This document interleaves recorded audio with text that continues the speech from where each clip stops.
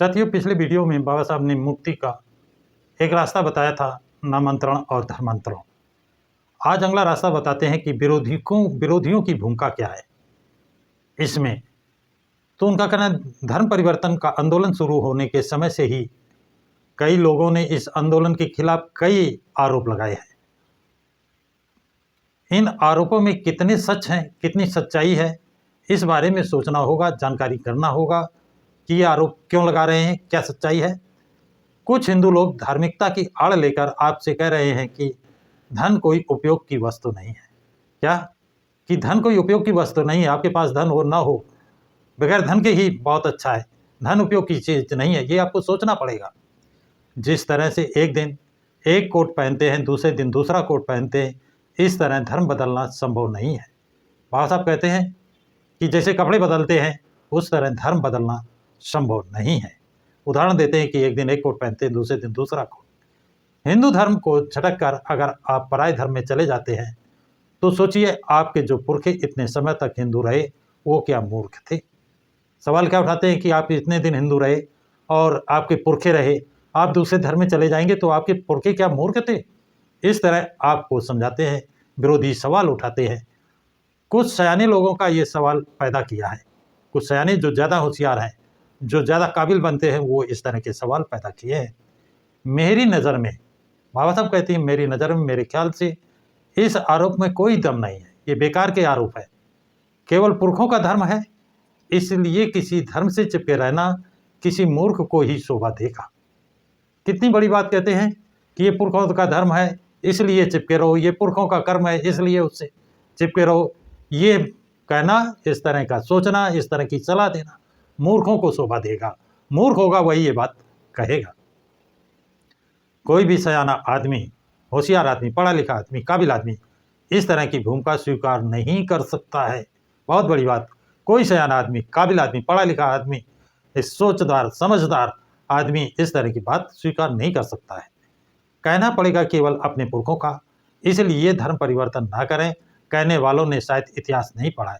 जो इस तरह की बात कहते हैं ये पुरखों का धर्म है, इसे ना बदलें, तो इसका मतलब है उन्होंने, बाबा साहब कहते हैं, उन्होंने अपना इतिहास नहीं पढ़ा है। अब वो इतिहास की बात करते हैं। क्या बात करते हैं? पहले जो आर्यों का धर्म था, आर्यों का पहले कौन सा धर्म था?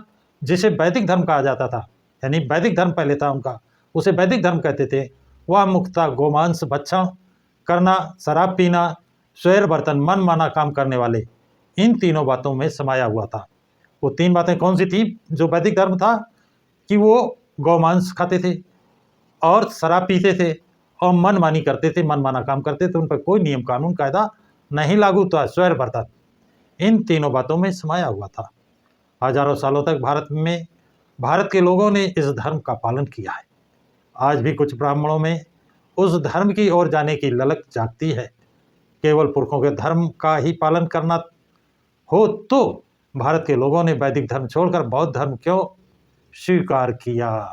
बाबा साहब सवाल उठाते हैं कि पुरखों का धर्म ही पालन करना था तो वैदिक धर्म छोड़कर के बौद्ध धर्म क्यों स्वीकार किया था? भाई, वैदिक धर्म छोड़कर उन्होंने जैन धर्म को स्वीकार क्यों किया? कुछ लोगों ने बौद्ध धर्म स्वीकार किया था, कुछ लोगों ने जैन धर्म स्वीकार किया था। तो बाबा साहब यही कहते हैं कि कुछ लोगों ने बौद्ध धर्म क्यों स्वीकार किया था वैदिक धर्म छोड़कर, और कुछ लोगों ने वैदिक धर्म छोड़कर जैन धर्म क्यों स्वीकार किया था।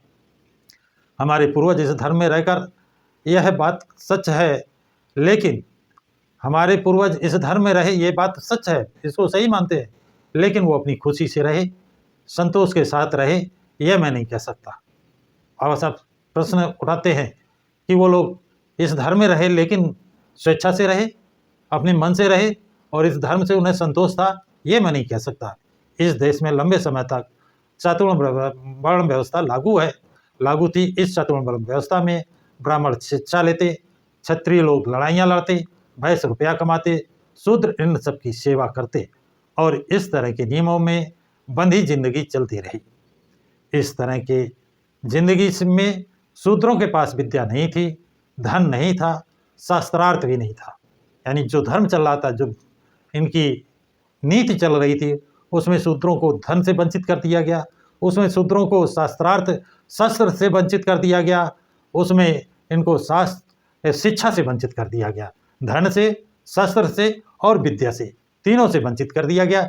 सिर्फ तीनों वर्णों की ब्राह्मण क्षत्रिय वैश्य की सेवा का काम दिया गया। ऐसी विपन्न और निशस्त्र स्थिति में आपको पुरखों को जीना पड़ा है।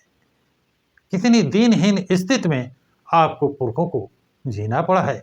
उन्होंने ये धर्म संतोष के साथ स्वीकार किया, ऐसा कोई भी सयाना आदमी नहीं कह सकता है। यानी बाबा साहब कहते हैं ऐसा उन्होंने ऐसे धर्म को स्वेच्छा से स्वीकार किया है, कोई भी जानकार आदमी नहीं कह सकता है। इसका मतलब है ये धर्म उन पर थोपा गया है, मजबूरी में उनको इस धर्म का पालन करना पड़ा है। आपके पूर्वजों को ऐसे धर्म के खिलाफ विद्रोह करना क्या संभव हो पाता? जब उनकी विद्या छीन ली गई, उनके शस्त्र छीन लिए गए, उनका धन विद्या और शस्त्र सब छीन लिया गया, तो ऐसी स्थिति में क्या वो विद्रोह कर सकते थे? इस बारे में सोचा जाना चाहिए। विद्रोह करना संभव होते हुए भी अगर वे विद्रोह किए बिना इस धर्म में बने रहते तो कहा जा सकता है कि उन्होंने धर्म खुद संतोष के साथ स्वीकार किया है। अब धर्म परिवर्तन करने की स्थिति उनकी होती और ना करते, तब तो कहा जाता कि स्वेच्छा से। जब उनका विद्या, धन, शस्त्र सब छीन लिया गया, निशस्त्र कर दिया गया, बलहीन कर दिया गया, विद्रोह करने की स्थिति में नहीं रखे गए, तो इसके लिए सोचना पड़ेगा। लेकिन बाबा साहब कहते हैं लेकिन वास्तविकता देखें, सच्चाई देखें, तो पता चलता है कि निरुपाय थे, कि उनके पास कोई उपाय नहीं था, कोई ऐसा उनके पास साधन नहीं था कि विद्रोह कर सकते। इसलिए उन्हें इस धर्म में रहना पड़ा कि वो निर्विवाद सत्य है। इसमें कोई विवाद नहीं है कि उन्हें इतना कमज़ोर कर दिया गया था, इतना धनहीन कर दिया गया था, इतना शस्त्रहीन कर दिया गया था, इतना शिक्षा विहीन कर दिया गया था कि उनको इस धर्म में रहना पड़ा। यह निर्विवाद सत्य है, इसमें कोई विवाद नहीं। इस दृष्टि से देखा जाए तो हिंदू धर्म हमारे पूर्वजों का धर्म ना होकर उन पर जबरदस्ती लादी गई गुलामी थी, ऐसा कहा जा सकता है। बाबा साहब कहते हैं कि हिंदू धर्म उनका स्वैच्छिक धर्म नहीं था, एक बल्कि जबरदस्ती उन पर लादी गई गुलामी थी, ऐसा कहा जा सकता है। उस गुलामी से अपने आप को मुक्त करने के साधन उनके पास नहीं थे, इसलिए उस गुलामी के खिलाफ जंग नहीं पुकार सके, लड़ सके, जंग का ऐलान नहीं कर सके, क्योंकि उनके पास जंग लड़ने के लिए धन नहीं था, शस्त्र नहीं था, विद्या नहीं थी। ये तीन जो चीज़ें होना महत्वपूर्ण था, वो तीनों चीज़ें आपके पूर्वजों से छीन ली गई थी। उन्हें गुलामी में ही रहना पड़ा, जिसके कारण उनको गुलामी रहना पड़ा, और इसके लिए उन्हें कोई दोष नहीं दे सकता। किसी के भी मन में उनके बारे में दया भाव भी उत्पन्न होगा, लेकिन आजकल की पीढ़ी पर इस तरह की ज़बरदस्ती कोई नहीं कर सकता। उन्हें हर तरह की आज़ादी है। इस आज़ादी का उपयोग करते हुए अगर वो अपने आप को आज़ाद नहीं करा सकते, तो बड़े दुख के साथ कहना पड़ेगा कि उनके जैसा नीच, उनके जैसा अधम, उनके जैसा परोपजीव, दूसरे के परोपजीव का मतलब होता है दूसरे के सहारे जीवित रहने वाले और कोई नहीं है। तो साथियों, ये जानकारी आप लोगों को कैसी लगी है? कमेंट्स बॉक्स में कमेंट ज़रूर लिखें कि बाबा साहब द्वारा बताया गया उपाय आपको कैसा लगा है, ज़रूर लिखें, तथा इस वीडियो को अधिक से अधिक लाइक और शेयर करें। प्रकाश की राज चैनल को सब्सक्राइब करें।